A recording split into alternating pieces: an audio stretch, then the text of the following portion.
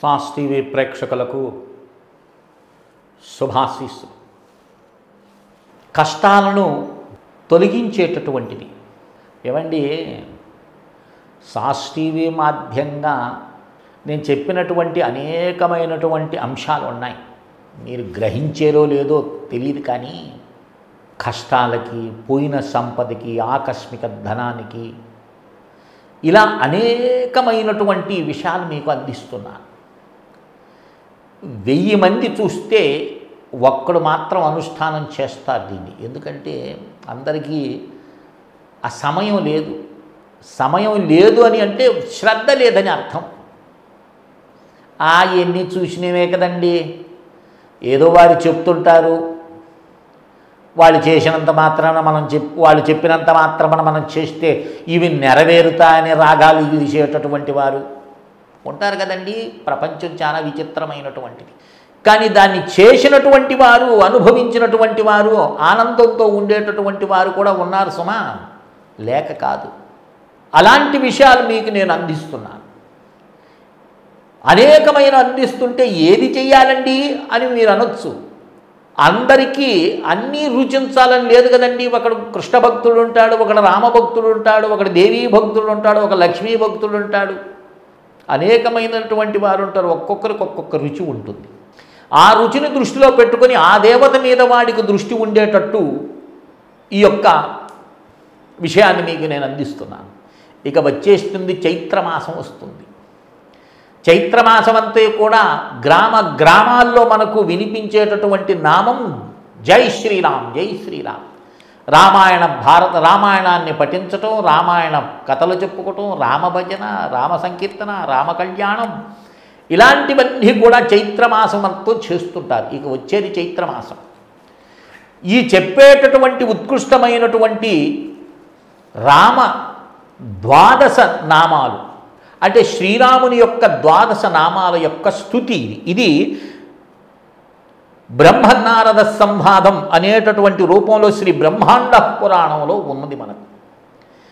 ఇది పారాయణం చేసినట్లయితే, పఠించినట్లయితే రోజుకు 11 పర్యాయములు లేదా 27. చైత్రమాసం అంతా చేయండి. ఇప్పుడు చెప్తున్నాను, వ్రాసుకోండి, బాగా దాన్ని కంఠస్థం చేసుకోండి. చైత్రమాస ప్రారంభం నుండి మొదలు పెట్టండి. శ్రీరామనవమి నాడుకు లేదా శ్రీరామ నవమి నాడు ప్రారంభం చేయండి.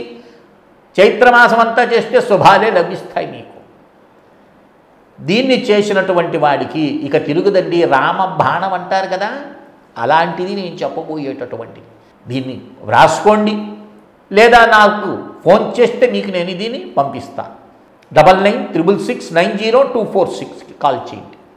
ఒక్కసారి వినండి. ఓం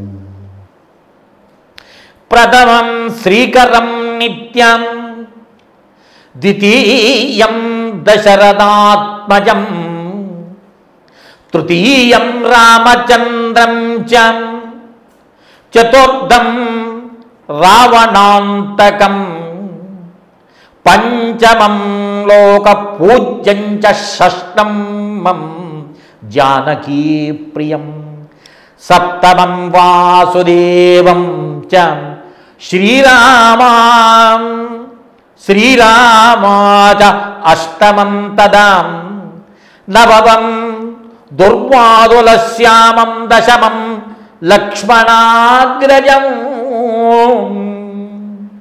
ఏకాదశ గోవింద, ద్వాదశం సేతుబంధనం, ద్వాదశేతాని నామాని త్రిసంధ్య యః పఠేత్, ద్వాదశేతాని నామాని త్రిసంధ్య యః పఠేన్నరః, దారిద్ర్యదోష నిర్ముక్తో ధనధాన్య సమృద్ధికం, సర్వసంప్రదాత్రం శ్రేష్టం, సర్వకార్యవశేకరం, దివ్యదేహమాప్నోతి దీర్ఘమాయుష్యవర్ధనం, గ్రహదోష వినాశం చ సర్వకార్య ఫలప్రదం, అరణ్యే దేవ సంగ్రామే మహాభాగం, భయం నివారణం అర్ధరాత్రం జపేతు స్థిత్వా సర్వారిష్టు నివారణం ఇహ జన్మ సుఖీ భూత్వా తద్విష్ణో పరమం పదం ఇతి శ్రీ బ్రహ్మాండ పురాణే బ్రహ్మనారద సంవాదే శ్రీ రామద్వాదశ నామ స్తోత్ర సంపూర్ణం రామ్. ఎంత అద్భుతమైనటువంటిదండి, మీకు అర్థమై ఉంటుంది నేను చదువుతున్నప్పుడు. గ్రహదోషాలన్నింటినీ కూడా హరిస్తుందన్నారు. ఈ రాముని యొక్క ద్వాదశ నామాలు చదివినటువంటి వారికి ఎలాంటి ఫలితమో మనకు ఫలశ్రుతే ఇక్కడ చెప్తుంది. ఏమని? ద్వాదశైతాని నామాని, ఈ 12 నామాలను త్రిసంధ్య పటేన్నరఘాం, 3 సంధ్యల్లో ఎవడైతే 3 సార్లు రోజుకి ఉదయము మధ్యాహ్నము సాయంత్రము పారాయణం చేస్తారో పఠిస్తారో దారిద్ర్య దోష నిర్ముక్తో. దరిద్ర దోషం అలాంటిది కాదండి, మనం పట్టుకుందల్లా బంగారం కావాల్సిన మట్టి అయిపోతుంది, మట్టి బంగారాన్ని పట్టుకున్న మట్టి అయిపోతుంది కొంతమంది చెప్తుంటారు. అలాంటి దారిద్ర్యంతో బాధపడేటటువంటి వారిని రక్షించేటటువంటి దివ్యౌషధము రామ బాణం అండి ఈ యొక్క ద్వాదశ నామాలు. అలాగే ధనధాన్య సమృద్ధి, ధనము ధాన్యము సమృద్ధిగా లభిస్తాయి. ఒక రైతు కానీ దీని కానీ పారాయణం చేసి వ్యవసాయం కానీ చేస్తున్నాడు అనుకో, వాడి జీవితం ధన్యం, అనేకమైనటువంటి పంట లభిస్తుంది, ధనము లభిస్తుంది. ఇక గ్రహదోషాలకు సర్వ కార్యాలయందు విజయం లభిస్తుందని చెప్తున్నారు. ఇంకొక ముఖ్యమైన విషయం ఎంత తెలుసా? ఒకవేళ సంధ్యల్లో నువ్వు చేయలేకపోతే రాత్రి అర్ధరాత్రం జపే స్థిత్వం, అన్ని అరిష్టాలన్నీ కూడా తొలగిపోవాలి అంటే అర్ధరాత్రి అంటే సూర్యాస్తమయం నుండి సూర్యోదయం వరకు లెక్క వేస్తే ఎన్ని గంటలు వస్తాయో దానికి సగభాగము అర్ధరాత్రి. ఈ అర్ధరాత్రి అంటే ఇదేదో క్షుద్ర పూజ అనుకోక సుమా, ఎందుకంటే అది ప్రశాంతమైనటువంటి సమయం. చూడండి, అర్ధరాత్రి మనకు లింగోద్భవమైంది, అర్ధరాత్రి మనకు శ్రీకృష్ణ జననం జరిగింది. అంటే ప్రశాంతమైనటువంటి వాతావరణం, అది పిన్ డ్రాప్ సైలెంట్గా ఉంటుంది, మనసు ఎంతో ప్రశాంతమైనటువంటి స్థితిలో ఉంటుంది.